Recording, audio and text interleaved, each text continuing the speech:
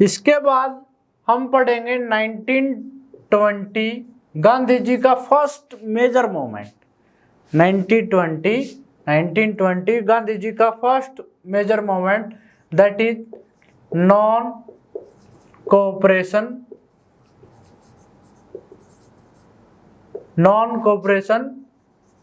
Movement.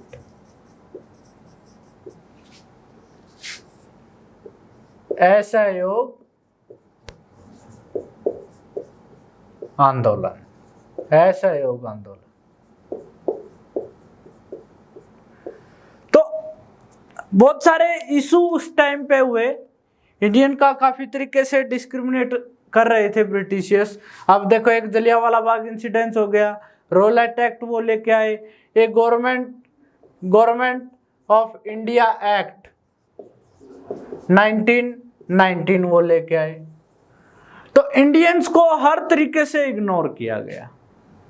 Finally Gandhi ji ने 1920 में non cooperation movement start कर दिया, असहयोग आंदोलन स्टार्ट कर दिया। और इसमें गांधी जी ने क्या किया, नॉन कोऑपरेशन मूवमेंट में खिलाफत मूवमेंट को भी अपने साथ जोड़ लिया। खिलाफत मूवमेंट में को भी अपने साथ जोड़ लिया। तो नॉन कोऑपरेशन से पहले हम बात करते हैं खिलाफत मूवमेंट की। तो देखिए, इसका अगर हम रेफरेंस जाने तो वो है वर्ल्ड वार से, वर्ल्ड वार फर्स्ट से। कैसे? अब 2 ग्रुप्स थे वहां पर, वन ब्रिटेन, फ्रांस, रशिया और USA, United States of America. Britain, France, Russia और USA. Second Germany, Austria, Hungary, Turkey. हमारा मीनिंग है यहां पर टर्की से। देखो, फर्स्ट वर्ल्ड वॉर में डिफीट किस ग्रुप का हुआ? जर्मनी, ऑस्ट्रिया, हंगरी और टर्की का। हमारे इंडिया में जो मुसलमान है उनको ये अंदेशा हुआ अभी वर्ल्ड वार में हारने के बाद अंग्रेजों ने, यानी कि ब्रिटिशियर्स ने टर्की का जो खलीफा है, खलीफा का मीनिंग होता है मुस्लिम रूलर, मुस्लिम हेड। एक तरीके से टर्की का जो खलीफा है उसकी पावर को रिड्यूस कर दिया है। इसलिए इंडिया में वो भी ब्रिटिशियर्स के खिलाफ कौन सा मूवमेंट स्टार्ट कर रहे थे? खिलाफत मूवमेंट। खिलाफत मूवमेंट में बेसिक मेन रोल किसका होता है? 2 ब्रदर्स थे, मोहम्मद अली एंड शौकत अली, मोहम्मद अली और शौकत अली। गांधी जी ने क्या किया, इस खिलाफत मूवमेंट को नॉन कोऑपरेशन मूवमेंट के साथ जोड़ दिया। नॉन कोऑपरेशन मूवमेंट का क्या इशू है? वो भी अंग्रेजों से परेशान है। इनकी क्या डिमांड है खिलाफत मूवमेंट में मुस्लिम्स की? वो भी अंग्रेजों से परेशान है। उनको ये लगता है कि टर्की का जो खलीफा है, मुस्लिम रूलर है, उसकी पावर को रिड्यूस कर दिया। तो इसलिए गांधी जी ने क्या किया, नॉन कोऑपरेशन मूवमेंट के साथ खिलाफत मूवमेंट को भी जोड़ दिया। यहां पर हमें क्या देखने को मिलता है? यहां पर हमें हिंदू प्लस मुस्लिम, हिंदू और मुस्लिम की यूनिटी देखने को मिलती है। हिंदू और मुस्लिम्स की यूनिटी देखने को इस मोमेंट में हमें मिलती है। क्लियर है? चलो आगे बढ़ते हैं।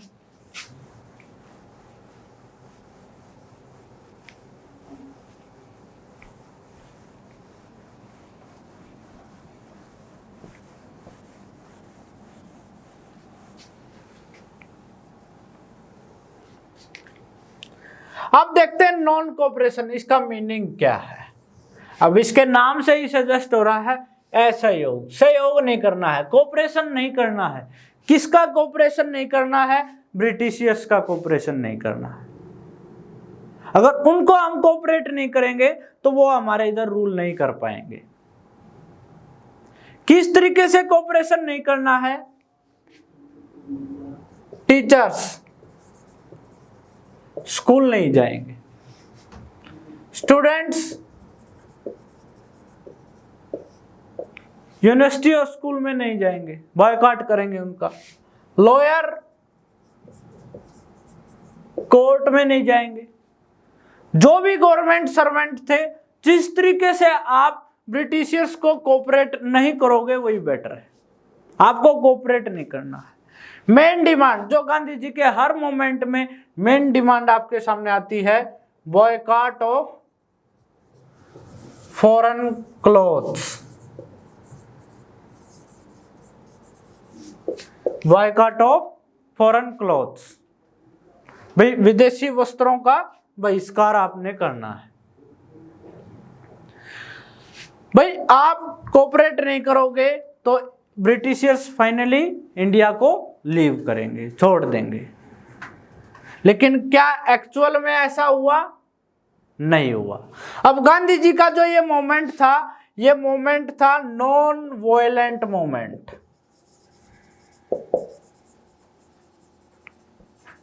नॉन वायलेंट, अहिंसा। लेकिन 22 फरवरी 1922 और वी कैन से फरवरी 1922 को एक इंसिडेंस होता है चौरी चौरा डिस्ट्रिक्ट में। चौरी चौरा जगह का नाम है। ये जगह किस डिस्ट्रिक्ट में पड़ती है? Gorakhpur district, Gorakhpur district UP. Chauri Chaura में कुछ एजिटेटेड पीपल ने एक पुलिस स्टेशन में आग लगा दी, जिसमें बहुत सारे पुलिस वाले उसमें मारे गए। अब ये मोमेंट क्या हो गया? ये वायलेंट मोमेंट हो गया। वायलेंट मोमेंट हो गया तो गांधी जी ने इस मोमेंट को वापस ले लिया। क्लियर है? अब एक रीजन और है। फर्स्ट रीजन तो ये हो गया इसका, फर्स्ट और मेन रीजन। अभी मोमेंट वायलेंट हो गया। उसके बाद जो सेकंड रीजन आप देखिए कि ये मोमेंट सक्सेसफुल, अब मैं बात कर रहा हूं ये मोमेंट सक्सेसफुल क्यों नहीं हुआ। पहले तो ये बंद हो गया चौरी चौरा इंसिडेंट्स के बाद जो गोरखपुर डिस्ट्रिक्ट यूपी में हुआ। दूसरा, भाई आपको बोला गया teachers, students, lawyer, boycott of foreign clothes. कब तक कर पाते हम? हमारे पास ऑप्शन तो नहीं था। अब टीचर स्कूल में नहीं जाएंगे तो क्या करेंगे? स्टूडेंट स्कूल में नहीं जाएंगे तो क्या करेंगे? उनके पास ऑप्शन नहीं। अब स्टूडेंट इंग्लिश मीडियम स्कूल में नहीं जाएंगे, ये चल जाएगा। लेकिन अगर उनके पास ऑप्शन हो कि भी वो हिंदी मीडियम स्कूल में पढ़ सकते हैं तो ये प्रोग्राम सक्सेसफुल हो जाता। लेकिन उनके पास ऑप्शन नहीं है। धीरे धीरे वो क्या करने लगे? दोबारा अपनी सर्विस को ज्वाइन करने लगे। सेम केस लॉयर के साथ। कितने दिन तक वो वकालत नहीं करते। Boycott of foreign clothes. अब जो मशीन मेड क्लॉथ यूरोप से आता था, ये क्लॉथ चीफ क्लॉथ था as compared to Indian handicraft, as compared to Indian handicraft. और वी कैन से खादी से काफी सस्ता था ये। अब लोगों के पास इनकम का सोर्स नहीं है तो वो क्या चीज खरीदेंगे? वो चीफर गुड्स को खरीदेंगे। तो ज्यादा दिन तक हम इसका भी बॉयकॉट नहीं कर पाए थे। अब उसके बाद देखो 1922 में चौरी चौरा इंसिडेंस हुआ। उसके बाद गांधी जी को गिरफ्तार कर लिया और उनको जेल में डाल दिया गया 1922 में। ये मोमेंट नॉन कोऑपरेशन मूवमेंट जो स्टार्ट हुआ था वो खत्म हो गया। आपकी जो एनसीईआरटी की टेक्स्ट बुक है उसमें जो नॉन कोऑपरेशन मूवमेंट की स्टार्टिंग बताई गई वो बताई गई है जनवरी 1921, लेकिन बहुत सारी रेफरेंस बुक 1920 को लीगल मानती हैं कि भाई जो नॉन कोऑपरेशन मूवमेंट 1920 में स्टार्ट हुआ था। क्लियर है यहां तक? चलो आगे देखते हैं।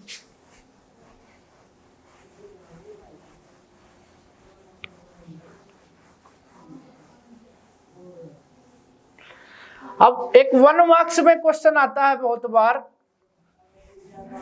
डायरेक्ट क्वेश्चन आता है,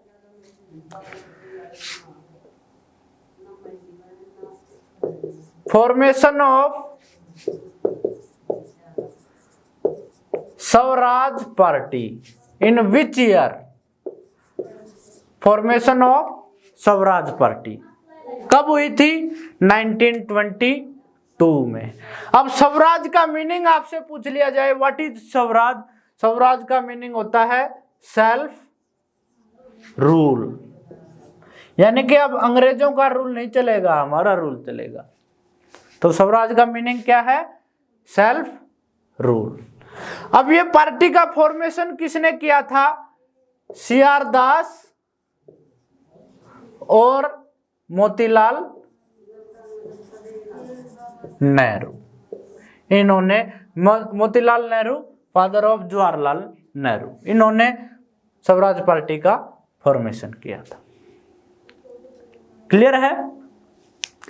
उसके बाद अगर आगे देखें नेशनलिज्म प्रोसेस में, तो गांधी जी को चोरी चौरा इंसिडेंट्स के बाद गिरफ्तार कर लिया गया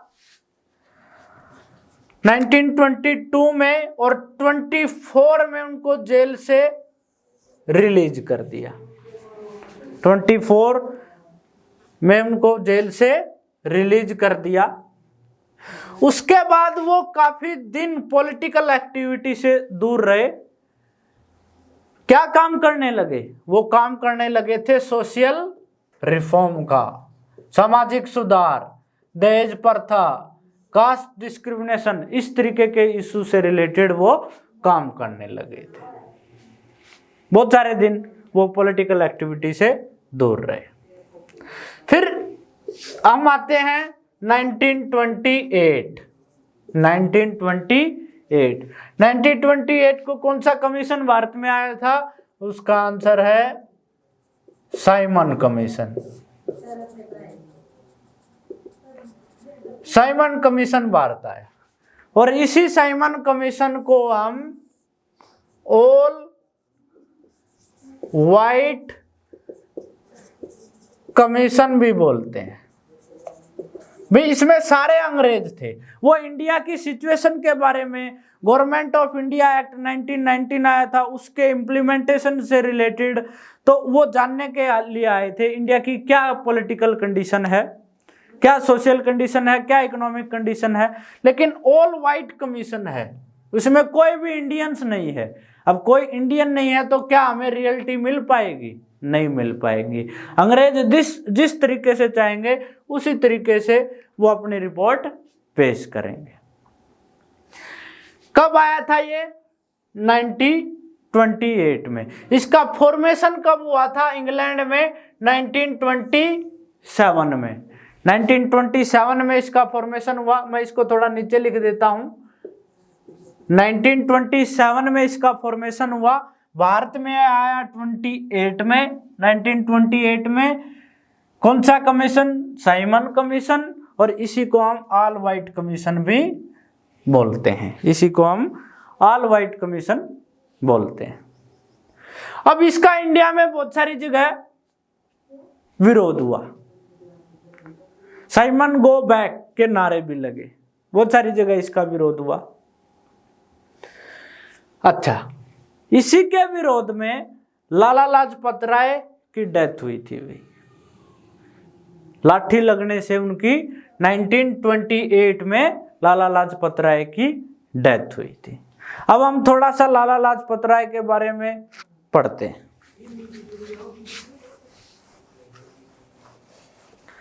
भाई कांग्रेस में डिवीजन था, तो क्योंकि कांग्रेस हमारी क्या है, सबसे ओल्डेस्ट पार्टी है इंडिया में, सबसे मेजर पार्टी थी उस टाइम की। कांग्रेस में डिवीजन था एक्सट्रीमिस्ट और मॉडरेट, एक्सट्रीमिस्ट और मॉडरेट, गरम दल और नरम दल, और लाल, बाल और पाल। लाला लाजपत राय, विपिन चंद्र पाल और बाल गंगाधर तिलक, ये जो मेन ये एक्सट्रीमिस्ट लीडर थे भाई। इनकी डिमांड क्या थी, अभी अंग्रेज ऐसे नहीं मानने वाले, उनका प्रोटेस्ट करना पड़ेगा, हमें वॉयलेंट मेथड का भी यूज करना पड़ेगा। लेकिन अगर हम मॉडरेट की बात करें तो जिसको इसके नाम से ही सजेस्ट है नरम दल, जिसमें गोपाल कृष्ण गोखले जो गांधी जी के पॉलिटिकल मेंटोर थे, वो ये मानते हैं अभी वॉयलेंस किसी भी समस्या का समाधान नहीं है, हम आपस डिस्कशन करके बातचीत करके इस मैटर को सोल्व करेंगे। तो these are two division of Congress, extremist and moderate. Clear है?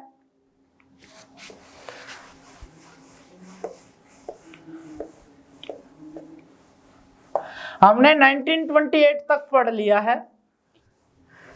अब उसके बाद हम आते हैं 12 मार्च 1930। 12 मार्च 1930, इस दिन गांधी जी ने डांडी मार्च स्टार्ट किया था, डांडी यात्रा स्टार्ट की थी भाई। क्यों की थी उसका रीजन जानते हैं भाई। अंग्रेज इससे पहले अगर हम बात करें, इससे पहले के टाइम पीरियड की, वो फॉरेस्ट लॉ लेके आए। अगर अंग्रेजों की अनुमति के बिना आप पेड़ पौधों से जो लकड़ी वगैरह है, फल फ्रूट वगैरह है, वो इकट्ठा नहीं कर सकते, क्योंकि मोस्टली पॉपुलेशन हमारी क्या है, पुअर है। उनको जो बेसिक रिक्वायरमेंट फुलफिल करने के लिए फॉरेस्ट वगैरह का सहारा लेना पड़ेगा। उन्होंने एक वो सोल्ट लो वो लेके आ गए, नमक। अब नमक क्या है, हर घर की जरूरत होती है नमक। पहले हम समुद्र के किनारे अपने आप उसको मैन्युफैक्चर कर सकते थे, लेकिन अब उस पर भी पाबंदी लगा दी। अब उसको मैन्युफैक्चर कौन करेगा, ब्रिटिशियर्स। फॉरेस्ट पर कंट्रोल किसका होगा, ब्रिटिशियर्स का। अब वो मैन्युफैक्चर करेंगे, बाद में वो हमको सेल करेंगे, तो नमक हमें क्या मिलेगा, महंगा मिलेगा। उसके थर्ड इशू इसमें हम देखें तो बहुत सारे पॉलिटिकल प्रिजनर थे उस टाइम पे भाई, राजनीतिक बंदी, बहुत सारे लीडर्स। तो गांधी जी ने लॉर्ड इरविन को एक लेटर लिखा। लॉर्ड इरविन कौन थे, ये वायसराय थे उस टाइम पे भारत में। कौन थे, वायसराय, यानी कि हेड थे उस टाइम पे। अभी आप इन मैटर को सोल्व कीजिए। उसमें 11 डिमांड्स थी टोटल इस तरीके के इशू से रिलेटेड मैन, जिसमें फॉरेस्ट लॉ, सॉल्ट लॉ और पॉलिटिकल प्रिजनर के जो इशू आते हैं, तो इस तरीके के इशू से रिलेटेड 11 डिमांड्स थी। इरविन को लेटर लिखा, इरविन का कोई जवाब नहीं आया। एक तरीके से उस लेटर को उन्होंने नेग्लेक्ट कर दिया। फाइनली 12 मार्च 1930 को गांधी जी ने डांडी मार्च स्टार्ट किया। कहां से, साबरमती आश्रम से। कहां तक, डांडी। डांडी एक प्लेस है नियर टू कोस्ट, समुद्र के किनारे। कब स्टार्ट किया, 12 मार्च 1930। कब स्टार्ट किया, 12 मार्च 1930। कब तक, टू 6 अप्रैल 1930, 6 अप्रैल 1930 तक। तो ये यात्रा थी कितने दिन की? 24 डेज। कितना डिस्टेंस कवर किया इसमें?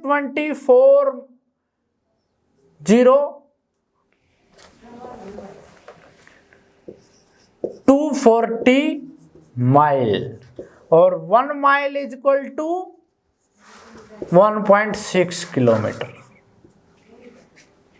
तो 240 माइल का इसमें डिस्टेंस कवर किया गया। क्लियर है यहां तक? भाई 6 अप्रैल को गांधी जी पहुंच गए डांडी समुद्र के किनारे, और उन्होंने क्या किया? जो अंग्रेजों का जो कानून था सॉल्ट लॉ से रिलेटेड, उसको नमक हाथ में उठाकर, यानी कि एक तरीके से सिंबल दिया कि अब नमक का उत्पादन हम करेंगे। हम कौन? इंडियन करेंगे। हाथ में उठाकर अंग्रेजों के इस कानून को तोड़ दिया। तो गांधी जी ने तो डांडी में ये सब किया। इसके अलावा देश के और बहुत सारे कोस्टल रीजन थे, बहुत सारे लोगों ने, किसी ने साल्ट लॉ को तोड़ दिया, किसी ने फॉरेस्ट लॉ को नहीं माना। और इसी दिन से 6 अप्रैल से गांधी जी का सेकंड मेजर मूवमेंट स्टार्ट हो जाता है, that is civil disobedience movement. कब से? 1930 से 6 अप्रैल। सिविल डिसओबीडियंस मूवमेंट, सविनय अवज्ञा आंदोलन। पहला आपने क्या पढ़ा था? Non cooperation movement. Non cooperation movement में आपने क्या पढ़ा? अंग्रेजों को कोऑपरेट नहीं करना। अब यहां पर क्या करना? डिसओबीडियंस, उनकी जो आज्ञा है, आज्ञा मीन्स उनके जो रूल रेगुलेशन है उनको नहीं मानना है। सॉल्ट लॉ, फॉरेस्ट लॉ, जो भी अपने खिलाफ जो उन्होंने रूल रेगुलेशन लेके आए थे उनको अब नहीं मानना है। अगेन एक कॉन्सेप्ट इसमें आएगा, बायकॉट ऑफ फॉरेन क्लॉथ्स।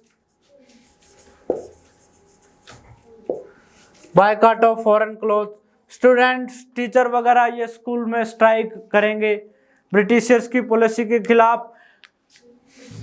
इसको अब देखो भाई, फर्स्ट मेजर मूवमेंट हमने पढ़ा non cooperation movement, second major movement हमने ये पढ़ लिया सिविल डिसोबीडियंस मूवमेंट। अब गांधी जी का हर जो मूवमेंट था वो एक मास मूवमेंट बनता था। क्यों बनता था? क्योंकि उनके हर मूवमेंट में पीजेंट्स, वर्कर्स, और इस मूवमेंट में स्पेशली वुमेन का पार्टिसिपेशन भी बहुत ज्यादा था। वुमेन पार्टिसिपेशन, देखो अगर आप कंपैरिजन करें नॉन कोऑपरेशन मूवमेंट और सिविल डिसोबीडियंस मूवमेंट में, तो नॉन कोऑपरेशन मूवमेंट में क्या दिखता है? वुमेन का पार्टिसिपेशन क्या है? लेस। लेकिन सिविल डिसोबीडियंस मूवमेंट में क्या है? मोर। क्योंकि गांधी जी ने यात्रा की डांडी से, साबरमती से डांडी तक, गांव गांव से निकल कर जा रहे थे, उनके साथ औरतें भी मिली। क्योंकि सॉल्ट खाना बनाने में काम आता। खाना कौन बनाती है? महिलाएं बनाती है। बहुत सारी महिलाएं उनके साथ जुड़ी। अगर हम बात करें हिंदू मुस्लिम यूनिटी किस मोमेंट में देखने को मिलती है, तो उसका आंसर क्या होगा? Non cooperation movement. Hindu Muslim unity हमें वहां पर देखने को मिलती है। अगर हम बात करें क्या सिविल डिसोबीडियंस मूवमेंट में हिंदू मुस्लिम यूनिटी थी, तो इसका आंसर होगा नो। इसका आंसर क्या आएगा? नो। थी लेकिन काफी कम, अगर हम कंपैरिजन करें नॉन कोऑपरेशन मूवमेंट से। क्लियर है? बॉयकॉट ऑफ फॉरेन क्लॉथ्स ये हम हर मोमेंट में लिखेंगे, लेकिन भाई स्वदेशी मोमेंट, स्वदेशी मोमेंट, स्वदेशी अपनाओ। गांधी जी चरखे का यूज करते थे, सिंबल था वो उनका, लोगों को जोड़ने के लिए स्वदेशी अपनाओ, ताकि हम ब्रिटिशर्स पर डिपेंडेंट ना रहें। लेकिन अगर क्वेश्चन आ जाए भारत में सबसे पहली बार स्वदेशी मूवमेंट कब चला गया था, तो उसका आंसर होगा 1905 में। कब चला गया था? 1905 में। कहां से? बंगाल से। और इसी साल बंगाल का डिवीजन भी हुआ था भाई, 1905 में। तो सबसे पहली बार स्वदेशी मूवमेंट बंगाल से चलाया गया था। उसके बाद गांधी जी भी हर अपने मूवमेंट में स्वदेशी मूवमेंट चलाते हैं, स्वदेशी को अपनाओ, ताकि हम ब्रिटिशर्स पर डिपेंडेंट ना रहे। क्लियर है भाई? पहले तो लॉर्ड इरविन ने क्या किया, जो गांधी जी की 11 डिमांड्स थी उनको नहीं माना, इग्नोर कर दिया। गांधी जी ने स्टार्ट कर दिया सिविल डिसोबीडियंस मूवमेंट। भाई मास मूवमेंट बना, अंग्रेजी सरकार जागी। अब इसके साथ तो बहुत सारे लोग इसमें शामिल हैं। क्यों शामिल होते थे उनके साथ? वो उनकी तरह पहनते थे, उनकी तरह देखते थे, उनकी तरफ जाकर खड़े होते थे, उनके पास उनके सोशल पॉलिटिकल हर तरीके के इश्यू को जानते थे, समस्याओं को जानते थे। लोग उनसे मिले और वो भी उनको कोऑपरेट करने लगे, हर मोमेंट में उनके साथ रहते थे। तो इरविन ने अब वो एग्रीड हुए गांधी जी की डिमांड्स पर डिस्कशन करने के लिए। और डिस्कशन करने के लिए एक तो सबसे पहले उन्होंने राउंड टेबल कॉन्फ्रेंस ऑर्गेनाइज की। कहां पर? Round table conference. Round table conference organise की फर्स्ट 1930 में। सेकंड हम बात करें राउंड टेबल कॉन्फ्रेंस की 1931 में। और थर्ड हम बात करें राउंड टेबल कॉन्फ्रेंस की तो 1932 में। थर्ड अगर हम बात करें तो 1932 में। फर्स्ट राउंड टेबल कॉन्फ्रेंस में गांधी जी नहीं गए। कहां पर हो रही थी ये? लंदन में। सेकंड राउंड टेबल कॉन्फ्रेंस से पहले एक गांधी इरविन पैक्ट होता है।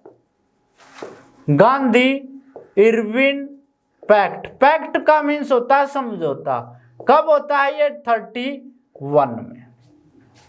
वो बहुत सारे पॉलिटिकल प्रिजनर को छोड़ने के लिए एग्रीड हुए। सॉल्ट लॉ पर डिस्कशन के लिए, फॉरेस्ट लॉ पर डिस्कशन के लिए वो एग्रीड हुए। बहुत सारे जो इलीगल लॉ थे हमारे अकॉर्डिंग, उनको वो कैंसिल करने के पक्ष में हुए। तो गांधी जी एग्रीड हो गए कहां पर जाने के लिए? सेकेंड राउंड टेबल कॉन्फ्रेंस में। कहां पर? लंदन में। तो गांधी जी किस राउंड टेबल कॉन्फ्रेंस में शामिल हुए थे? तो उसका आंसर होगा सेकेंड, इन 1931। क्लियर है? उससे पहले गांधी इरविन पैक्ट में क्या हुआ? अभी Gandhi ji round table conference में तो जाएंगे, उससे पहले सिविल डिसोबीडियंस मूवमेंट को क्या करना पड़ेगा? सिविल डिसोबीडियंस मूवमेंट को पोस्टपोन करना पड़ेगा। अब एक मोमेंट जो अपने पीक पे था, उस मोमेंट को क्या करना पड़ेगा? एकदम डाउन। और उसके बाद आप देखो, जब Gandhi ji second round table conference में गए, उन्होंने बोला मैं पूरे इंडिया को, पूरे कांग्रेस को रिप्रेजेंट कौन कर रहे हैं? महात्मा गांधी। लेकिन उनका इंडियंस ने विरोध कर दिया। अंबेडकर बोल रहा है कि कांग्रेस दलितों को रिप्रेजेंट नहीं कर रही है। प्रिंसली स्टेट के रूलर बोल रहे हैं कि वो आपको रिप्रेजेंट नहीं कर रही है, हमको रिप्रेजेंट नहीं कर रही है। तो इस जो सेकंड राउंड टेबल कॉन्फ्रेंस का जो अब इसका सॉल्यूशन भी क्या सॉल्यूशन निकला? तो कोई सॉल्यूशन इसमें नहीं निकला। गांधी जी इसको छोड़कर वापस इंडिया में आ गए।